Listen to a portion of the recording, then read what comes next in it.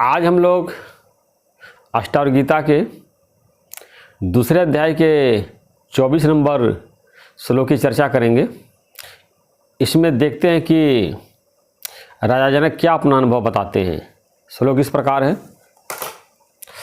अपार समुद्र रूप मुझ में चित्त रूपी हवा के शांत होने पर जीव रूपी व्यापारी के अभाग्य से जगत रूपी नौका नाश को प्राप्त होती है। अब ये बता रहे हैं अपार समुद्र रूप मुझ में, यानी कि अपने को समुद्र समझ रहे हैं। अपार यानी कि आत्मा समझ रहे हैं। आत्मा की तुलना समुद्र से की गई है और संसार की तुलना लहर से की गई है। तो बता रहा जब चित्त रूपी हवा के शांत होने से, जैसे जब हवा शांत होती है तो समुद्र का लहर भी शांत हो जाता है। ऐसे जब हमारे मन से जो है संकल्प विकल्प शांत हो जाता है, मन का शोरगुल शांत हो जाता है, तो बता रहे हैं कि जगत रूपी नौका भी शांत हो जाती है। हमारे अंदर जो है जितने प्रकार के संसार है, मैं है, मेरा है, तू है, तेरा है, ये सब चित्त के कारण ही है। जब चित्त में विक्षोभ होता है, संकल्प विकल्प होता है, तो पूरे संसार का निर्माण हो जाता है। और जब चित्त शांत होता है तो संसार भी शांत हो जाता है। बाहर का संसार ऐसे ही रहता है। जो संसार हमको दिखाई दे रहा है वो नाश को नहीं प्राप्त होता है। हमारे जो भीतर का संसार है वो नष्ट हो जाता है। यहाँ पर राजा जनक जो है जीव को व्यापारी बता रहे हैं, यानी कि ये जो जीव है संसार में व्यापार करता है। कहीं फायदा, कहीं नुकसान, कहीं लाभ, कभी हानि, इसी में पड़ा रहता है। सोचता कहाँ मेरा फायदा है, कहाँ मेरा नुकसान है, और दिन भर इसी गणित में लगा रहता। लाभ और हानि के तराजू में हर बात को तौलता है, किसमें मेरा हानि है, किसमें मेरा लाभ है। तो जीव को बताया व्यापारी है और ये संसार में जो है व्यापार कर रहा है। बता रहे हैं कि जो जीव का जो जगत रूपी नौका है, ये जीव के अभाग्य से जो है, यानी कि उसका किस्मत खराब था जो है, कि उसका चित्त शांत हो गया। और शांत होने से जो जीव का संसार में व्यापार था जो है वो भी शांत हो गया। तो इस प्रकार जो ज्ञान का मेन उद्देश्य है चित्त को शांत करना, और जितने भी साधन बताए गए हैं मन को नियंत्रण करने के लिए। हमारा मन इतना ज़्यादा संकल्प विकल्प करता है कि जैसे शरीर में जो है डायरिया हो जाती है, ऐसे मन में मेंटल डायरिया हो जाती है।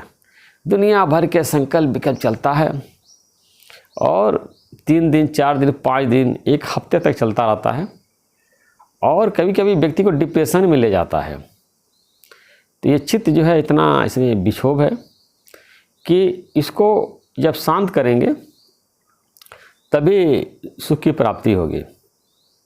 और ये शांत तभी होगा जब हमको अपने स्वरूप की स्मृति हो जाएगी, और हमारा स्वरूप जो है समुद्र की तरह है।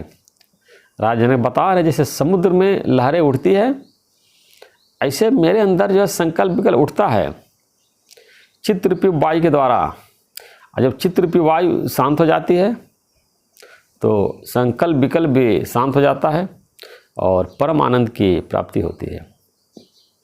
और ऐसे भी आप व्यवहारिक रूप से देखिए तो जितना भी संसार का निर्माण है सब मन ने ही किया है। वैसे 5000 साल पहले जो है पाषाण युग में मनुष्य जो है अपना पत्थरों का हथियार बनाते थे, और उसके द्वारा उसी पत्थर से आग का आविष्कार किया। जानवरों का शिकार करते थे और उसी पत्थर से आग बना करके जानवरों को भून करके खाते थे। और ऐसे कर करके जो उन्होंने पहिए का आविष्कार किया, फिर बैलगाड़ी बनाई, उसमें एक घोड़े को बांध दिया, बैल को बांध दिया और आने जाने लगे, व्यापार करने लगे। और संसार का विकास यहाँ तक हुआ है, जो कि हवाई जहाज़ में व्यक्ति उड़ रहा है, ये सब चित्त की देन है। सारा संसार का रचना जो है मन ने ही किया है। अब ऐसा नहीं कि हमको चित्त को शांत कर देना है, स्थिर कर देना है और चित्त को जड़ बना देना है, नहीं। चित्त को शुद्ध करना है। जो इसमें नेगेटिविटी आ गई है, नकारात्मक सोच आ गई है, इसको हटा करके इसको शुद्ध करना है। और शुद्ध चित्त से हमको कोई नुकसान नहीं होता है। अगर हमारा चित्त सात्विक है तो हमारे लिए नुकसानदायक नहीं है, लेकिन वही अगर वो आसुरी स्वभाव हो जाता है और दूसरे को कष्ट देता है, दुख पहुंचाता है और गलत आदतों में पड़ जाता है, मद्यपान, सिगरेट, जुआ और दुनिया भर के जो है व्यसन इसमें लग जाता है, तो ये शरीर को खोखला कर देता है, दुर्बल कर देता है, कमज़ोर कर देता है और पतन की ओर ले जाता है। तो यही चित्त जो है, इसी चित्त से हम मोक्ष को भी प्राप्त कर सकते हैं, स्वर्ग में भी जा सकते हैं और नरक में भी यही चित्त ले जाने वाला है। तो चित्त को संभालना बहुत ज़रूरी है। जैसे आप देखिए कि जहाँ भी कभी लड़ाई होती है तो सब लोग राजा को घेरे रहते हैं। राजा को गिरफ्तार कर लिया तो युद्ध जीत गए। या शतरंज में देखिए कि राजा को जो है हर तरफ सुरक्षित रखते हैं कि राजा को जीत लिया तो पूरा मैदान जीत लिया। तो मन राजा है। अगर आपने मन को जीत लिया, आपने नियंत्रण में कर लिया, तो समझिएगा आपने पूरे संसार को जीत लिया। इसलिए बताते हैं कि जग जीत जो है होना आसान है, मन जीत जो है होना उससे भी कठिन है। तो पूरा सबके शरीर के ऊपर मन राजा बन के बैठा है, सबको नचा रहा है।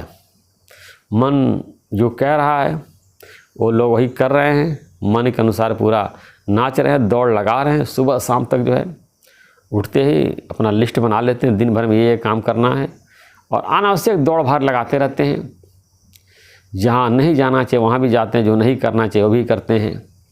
और धन हो गया है उसको बढ़ाने में लगे हुए हैं और वृद्धि कर लें, हमसे कोई आगे न निकल जाए, हम ही फर्स्ट आवें। ये सब मन की दौड़ है। चित्त के कारण जो है व्यक्ति संसार में दौड़ लगा रहा है, भटक रहा है।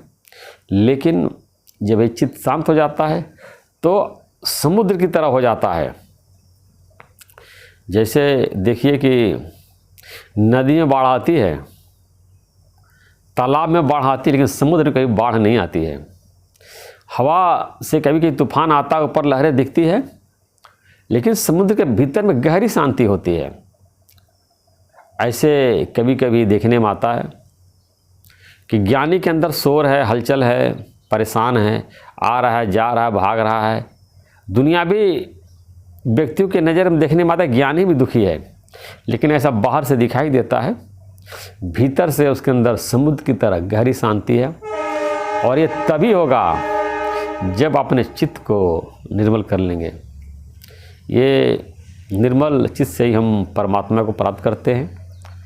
रामचरितमानस में आया है, निर्मल मन जन सो मोहि पावा, मोहे कपट छल छिद्र न भावा।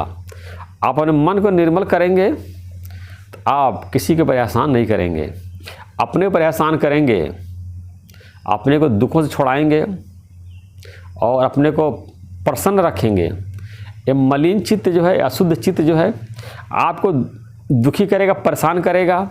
सबसे पहले तो आपको दुखी करेगा। चिंता, तनाव, टेंशन आपको पत्नी को दुखी करेगा। आपको देखिए कितना परेशान है, हमेशा चिड़चिड़े रहेंगे, इरिटेट रहेंगे और गुस्सा पत्नी पे निकालेंगे, बच्चों पे निकालेंगे। बाहर तो सब शेर के सवा शेर हैं। जहाँ आपने गुस्सा निकाला तो उससे ज़्यादा गुस्सा निकालने वाले सामने बैठे हैं। तो चित्त शुद्ध करके सबसे पहले अपने ऊपर उपकार करेंगे, अपने परिवार पर उपकार करेंगे और समाज का भी उपकार करेंगे। समाज में एक इकाई का सुधार हो गया। तो इस तरह से आप जो है अपने मन में देखिए, वाच करिए कि मन में कैसे विचार चल रहे हैं, अच्छे चल रहे हैं कि खराब चल रहे हैं, हमारा मन अच्छी संगत में कि खराब संगत में है।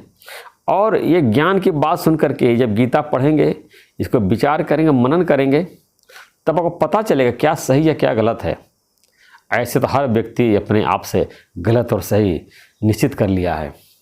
चोर जो चोरी करना सही मानता है, चोरी करना ही सही है, और एक जो पुलिस अधिकारी है वो चोर को पकड़ करके जेल में बंद करना सही मानता है। तो हर व्यक्ति अपने हिसाब से जो है गलत और सही की परिभाषा कर रहा है, लेकिन ये नहीं है। सही वो है जो शास्त्र सम्मत है, जो समाज ने कानून बनाए उसके अनुसार है, और गलत वो है जो शास्त्र के विरुद्ध है और समाज ने जो कानून बनाया उसके विरुद्ध है। साफ साफ जो है ये बाइफर्केशन बना हुआ है, गीता में लिखा हुआ है। लोक और शास्त्र के अनुसार जो आचरण कर रहे हैं वो सही है, और लोक और शास्त्र के विरुद्ध जो आचरण कर रहे हैं वो विरुद्ध है। तो आप देखिए आपका मन जो है लोक और शास्त्र के अनुसार आचरण कर रहा है कि मनमाना व्यवहार कर रहा है। तो मनमाना व्यवहार अगर करेगा तो आपको परेशान करेगा, दुखी करेगा, और उसका जो है आपको पतन की तरफ ले जाएगा। इसलिए अपने मन को जो है पतन की तरफ नहीं, अपने मन को जो है अच्छे की तरफ ले जाइए। तमसो माँ ज्योतिर्गमय, अंधकार से प्रकाश की ओर अपने मन को ले जाइए। ये आपके हाथ में है कि अपना उद्धार करें, पतन की ओर ले जा रहे हैं। भगवद गीता में लिखा है हर व्यक्ति के हाथ में है, वो अपना उद्धार कर रहा है, अपने को पतन कर रहा है। आप देखिए कि अपना उद्धार करें कि पतन कर रहे हैं। आप खुद अपने मन को जांच सकते हैं, देख सकते हैं। दूसरा कोई आपके मन को नहीं जान सकता है। आप में क्या मन में विचार चल रहा है, क्या संकल्प है, क्या विकल्प है, आप उसको जानने वाले हैं, परमात्मा जानने वाले हैं। बाहरी कोई व्यक्ति आपके मन को नहीं जान सकता है।